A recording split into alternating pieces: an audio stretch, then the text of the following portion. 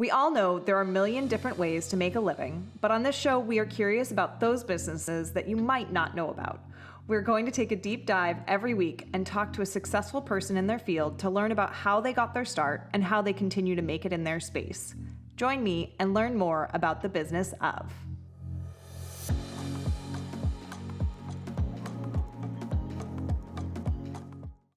Welcome back to the business of, and today we are going to be talking about boat shows and specifically a little bit more about eventing in general. And we have a guru in the space, Jennifer Jones, here from Shopee Shows.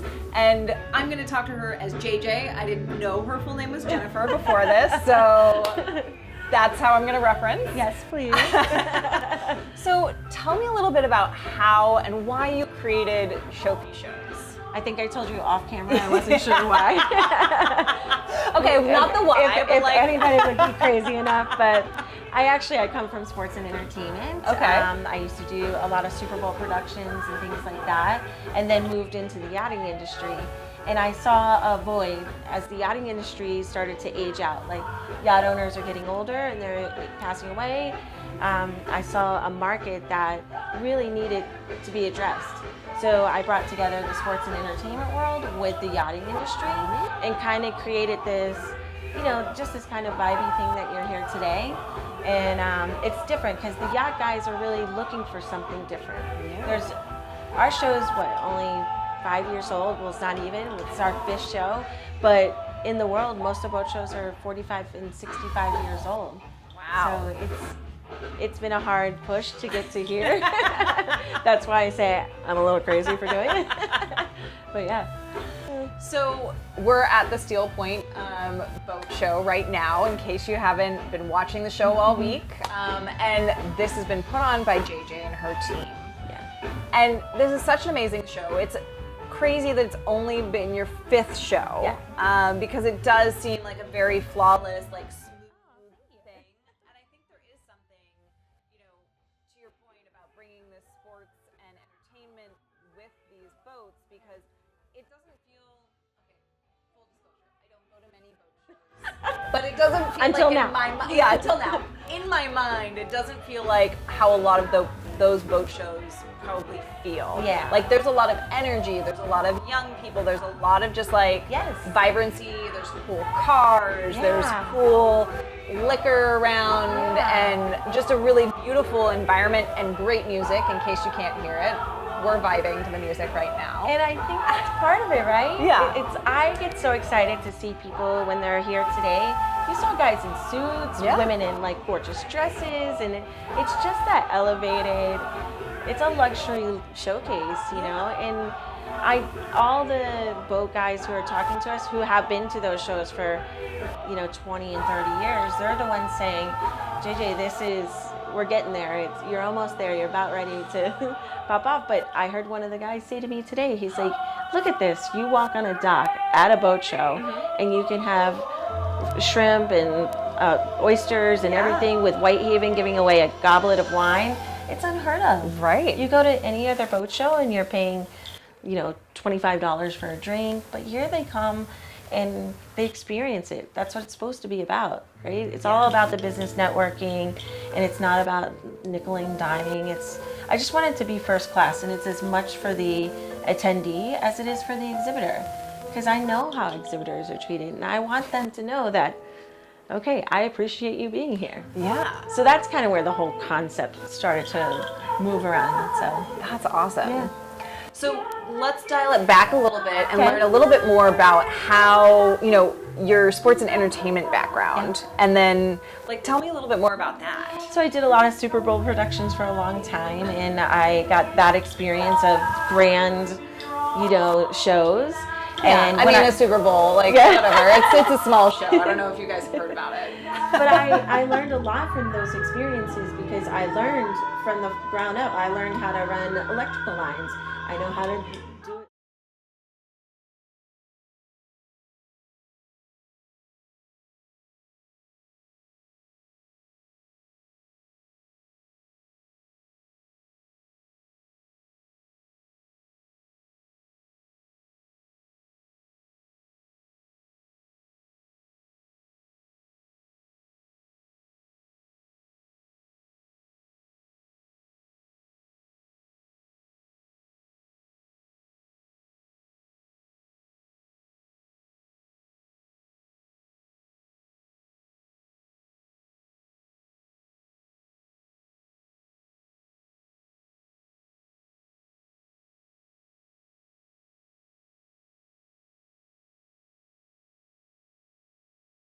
And I'm like, this is what goes on in my mind.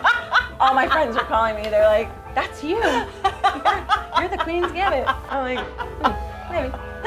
Maybe, just a little bit. Just a little bit. But I think learning all those aspects, we do everything in-house. Yeah. Marketing, branding, we lay our own electricity.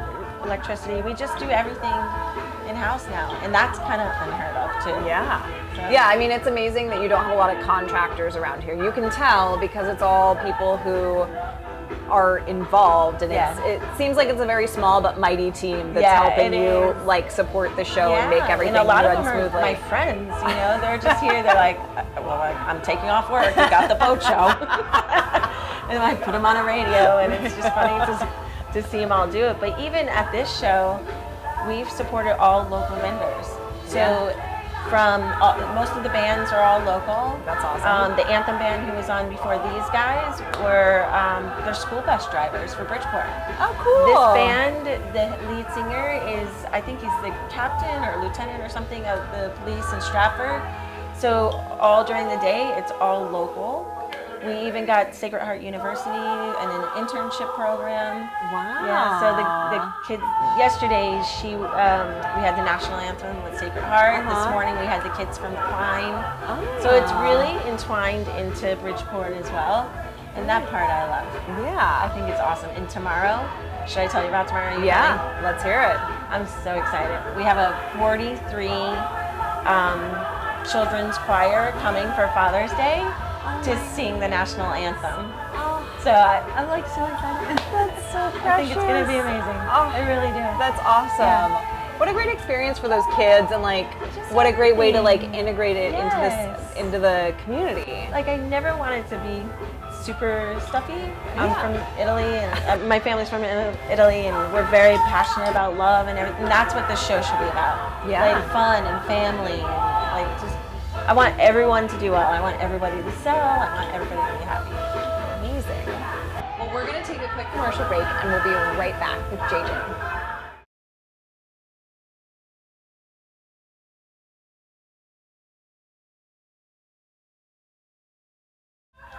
So welcome back to the business of, and today we're talking about the business of boat shows, and we've got JJ here. And so JJ, you guys are a younger company, and this show is a little bit younger too. It's been around, this is your 5th show. It's amazing, by the way. But tell me about a risk that you took that took off and was better than you even imagined. Well, I think it's going to be this show because the risk is I'm in to come up with a new boat show with this kind of concept where it's invitation only, and it is combining all the luxury aspects and all that kind of stuff to explain to people like, hey, by the way, I know you've been doing it for 65 years, and I know you guys are huge, but I'm gonna come in here and I'm gonna do this, show. I think that was the biggest thing. I know some of the other boat shows, they're like, oh yeah, that's her cute little show. And I feel like, I understand it, but the risk, I invested my own money, all of it, to create this concept. And I don't know, today when I looked around, I was like, okay. If you ask me the last couple shows, I'm like, oh.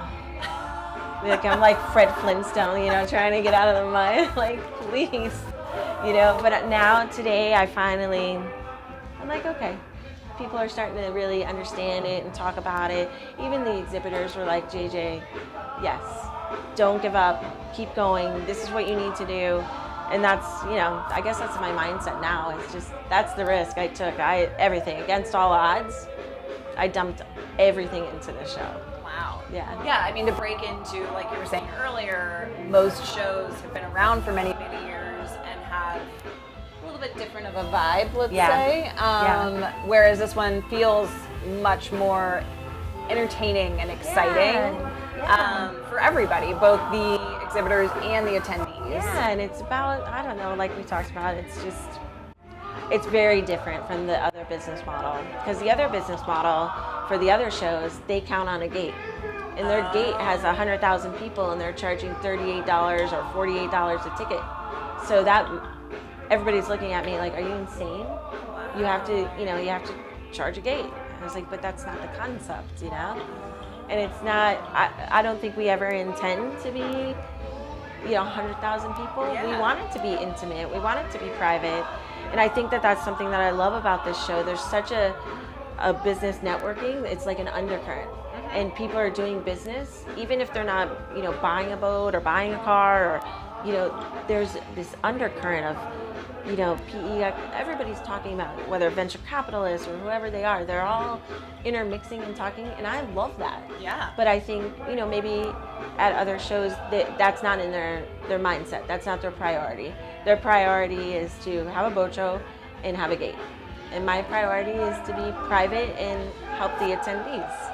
So that's kind of the difference of it. I was wondering, I mean, it's not super crowded, but I think that's a very nice way. Like, you get to get on the boats and really like experience them without having to wait for people to get off or whatnot. Like, it's a very intimate experience. It is, and it's so funny because, this place is so large, it's so enormous.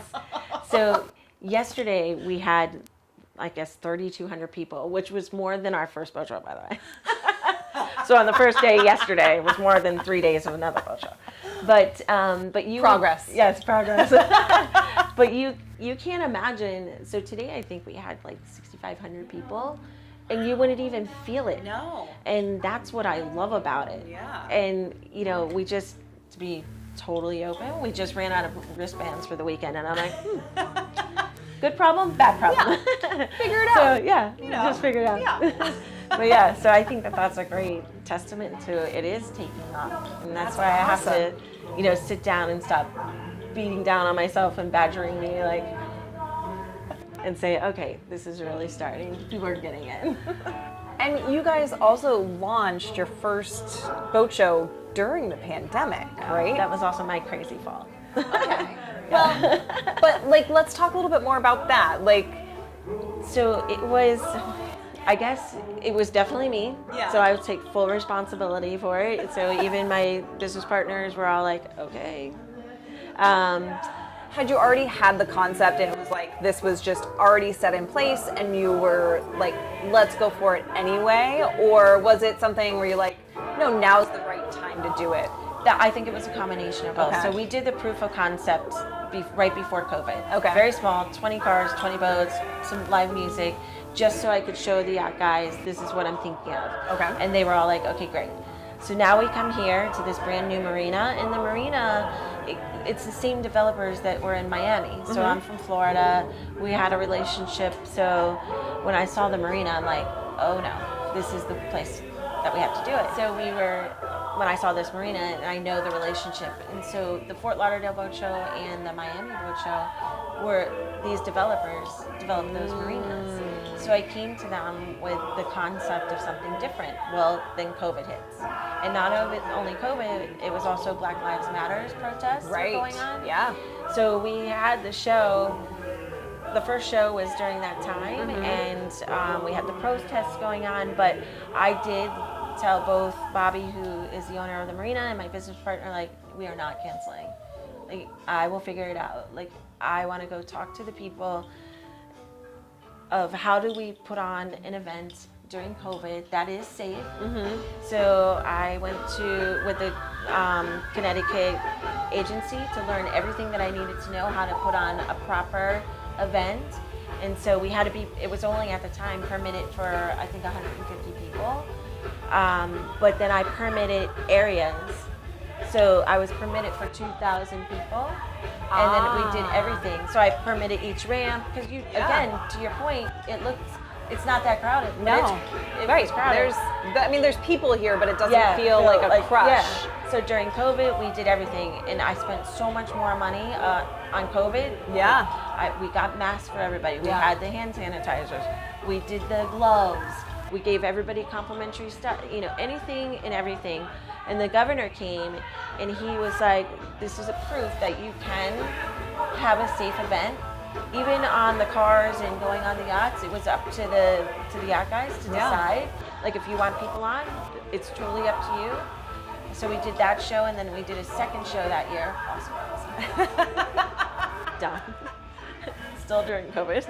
And I feel like this year also during COVID, like we're still there because it's like, you know, supply chains, lack of boats, lack of inventory. Yeah. But yeah, next year, no more COVID.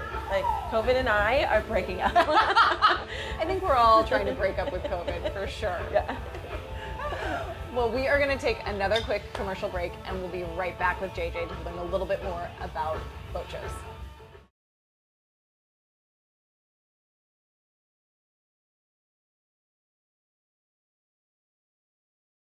Welcome back to the business of, and we are talking about the business of boat shows and events. And we have JJ here, and you know, I would love to talk to you like, okay, COVID is hopefully over next year, and all the snarls that has come with COVID, right? Like the supply chain issues, everything being backed up, and all the differences that we've had to deal with for the last 2 years.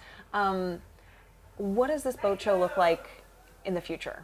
What's the next step for the Steel Point Boat Show? I think there's a couple next steps. One, I just have been talking through recently. I think, as you know, the private airport is like 1.5 miles away. Yeah. So I think there is a possibility of adding an air and sea element to it. Ooh. And so that's the next step for here in Steel Point.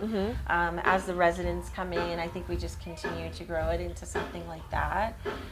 But the model itself, I think the next step is to take it and move it. You know, we've been talking to places like Singapore and Sardinia and the city of Miami, and there's a lot of talk about, well, this is a template that you could take to other places. And a lot of the sponsors love that idea. Yeah. They're like, let's just do that. You know, go 5 places. I'm like, yeah, let's. Okay. No Sleepy J, but okay, let's. So I think that that's probably the progression of it. And I'm excited for it, especially this year. Yeah. You know how you, back to Fred Flintstone, but I see it now. Like today, for the first time in 5 years, I see it. Cheers. But it's awesome. I mean, it's an amazing event. So I can totally see how this concept would work in other areas. Yeah. And it's amazing to see what you have built from the ground up and are continuing to do every day from the ground up. Yeah. Yeah. It is crazy, right? Yeah. Yeah. And beyond doing these boat shows, what else is on, you do other events, so like what else do you have on your horizon? I still do other boat shows. Okay. So a lot of the manufacturers will come in and ask me to do their displays or to do events for them. I'm still involved in Super Bowl events and productions, and a lot of agencies will call me into, hey, can you step in on this? Like even there was, had an offer to do something with Formula One this year, but I couldn't because of the boat show. So we'll see. We're never moving the boat show. It's always going to be Father's Day weekend. All right. Always.